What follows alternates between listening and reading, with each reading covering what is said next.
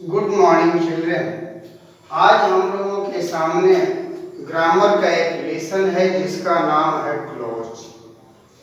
वैसे ये भी एक महत्वपूर्ण लेसन है।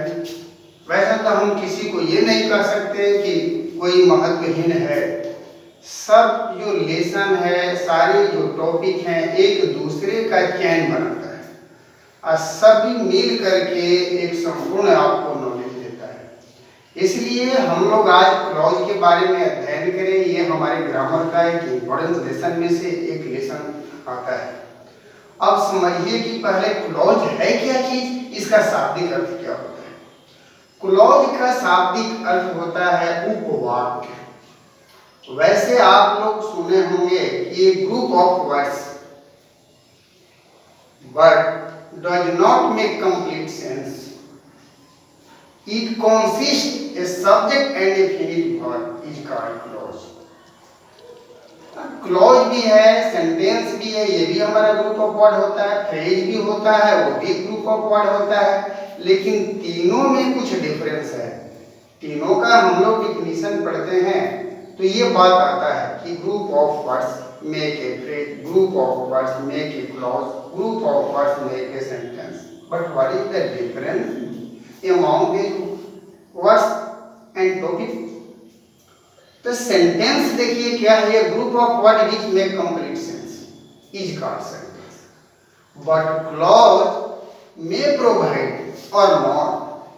क्लॉज का डिफिनीशन होगा, ये clause is a group of word which forms part of a sentence and contains a subject and a finite verb is called clause।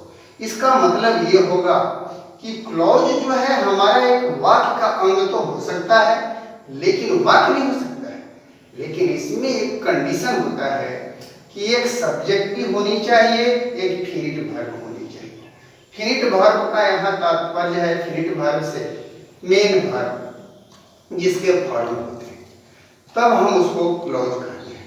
अब क्लॉज को बेहतर समझने के लिए आप लोग तो इसका डिफिनीशन देख लिए कि डिफिनीशन है कि क्लॉज भाई हमारा एक ग्रुप ऑफ वर्ड है, लेकिन यह पूरा सेंटेंस इसको हम नहीं कह सकते, कारण कि यह संपूर्ण अर्थ नहीं प्रकट करता है। इसीलिए हम लोग इसे क्लॉज के नाम से जानते हैं, हिंदी में इसे उपवाक्य कहते हैं। अब क्लॉज को अध्ययन करने के लिए हम लोग इसको दो पार्ट में पहले बांट लेते हैं। देखिए यहाँ बोर्ड पर एक प्रिंसिपल क्लॉज होता है और सबऑर्डिनेट क्लॉज होता है।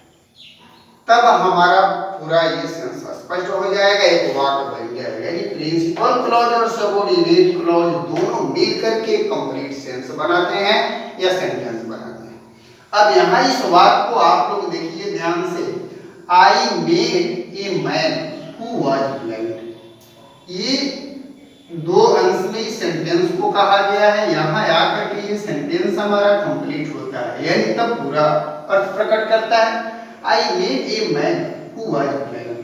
मैंने एक आदमी से मिला जो अंधा था। यदि पहला पार्ट केवल हम कहें या केवल दूसरा ही पार्ट कहें तो ये कंप्लीट सेंस नहीं दे पाता है। तो कंप्लीट सेंस जहाँ नहीं दे पाता है और एक वाक्य का अंग बन सकता है और उसमें एक सब्जेक्ट एंड फिनिट वर्ब रहे, बस उसी को हम लोग क्लॉज के नाम से जानते हैं या क्लॉज कहते हैं। अब देखिए आई मेट ए मैन, इसका अर्थ होगा मैंने एक आदमी से मिला या मैं एक आदमी से मिला। लेकिन कुछ हद तक तो इसका अर्थ स्पष्ट हो रहा है कि मैंने किसी आदमी से मिला, लेकिन सुनने वाला मेरे तरफ देखता रहेगा कि उस आदमी से ये मिले तो उसकी स्पेशलिटी क्या बताने जा रहे हैं। इसके इस तरह से ये वाक्य पूरा हो जाता है, इसीलिए हम इसको उपवाक्य कहते हैं। लेकिन यही बात जब ये जो दूसरा पार्ट है इसका हम कहते हैं कि हुआ I made a man who was blind, अरे पूरा अर्थ हम लोग बोल देते हैं, ये तो लगता है अब बोलने सुनने वाला जो हियरर है, लिसनर है, वो समझ जाएगा कि ये स्पीकर का क्या मतलब है, तात्पर्य क्या है। तब इस तरह से ये पूरा वाक्य हो गया। तब इसको हम लोग इसी को हम लोग पीसी यानी प्रिंसिपल क्लॉज के नाम से जानते हैं, जिससे कि कुछ अर्थ तो प्रकट होता है लेकिन फुल सेंस प्रकट नहीं होता। और ये जो सबऑर्डिनेट क्लॉज है इसको हम लोग डिपेंडिंग क्लॉज भी कहते हैं। इसको हम लोग एस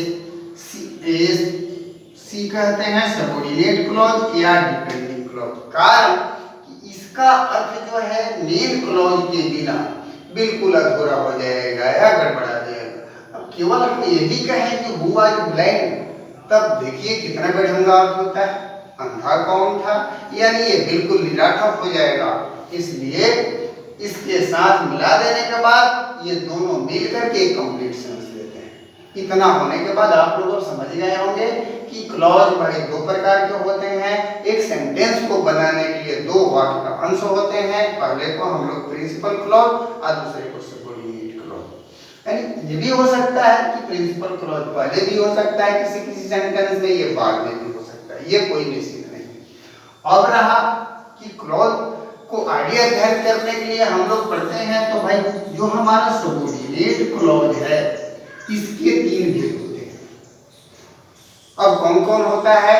तो एक नाउन क्लॉज होता है, एडजेक्टिव क्लॉज होता है, एडवर्ब क्लॉज होता है। अब यहाँ आप लोगों को सोचना है कि ये नाउन क्लॉज क्या है।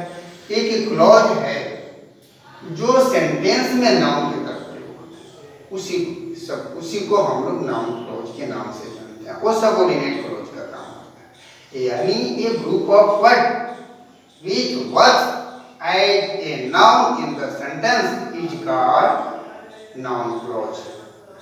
Like this, the other adjective clause, the group of words which use as adjective in the sentence is called adjective clause.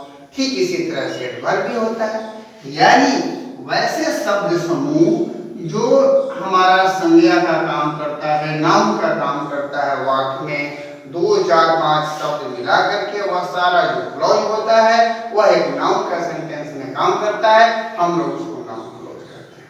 इतना होने के बाद आप लोगों को दिमाग में ये बात तो पूरी तरह से आ गई होगी कि हमारा क्लॉज क्या है और क्लॉज का यूज हमारा सेंटेंस लिटरेचर में कितना महत्वपूर्ण है। तो यही हमारी क्लॉज की पहचान है, और क्लॉज की सहायता से हम लोग अपने ऐसे को, अपने स्टोरी को सुंदर बना सकते हैं। जहाँ पर जरूरत हो वहाँ हम प्रिंसिपल क्लॉज, सबऑर्डिनेट क्लॉज दे सकते हैं, उसको हम लोग ऐसे में अपना यूज कर सकते हैं और अपने लिटरेचर में यूज कर सकते हैं। इतना होने के बाद आप लोग समझ गए होंगे कि हमारे क्लॉज क्या है।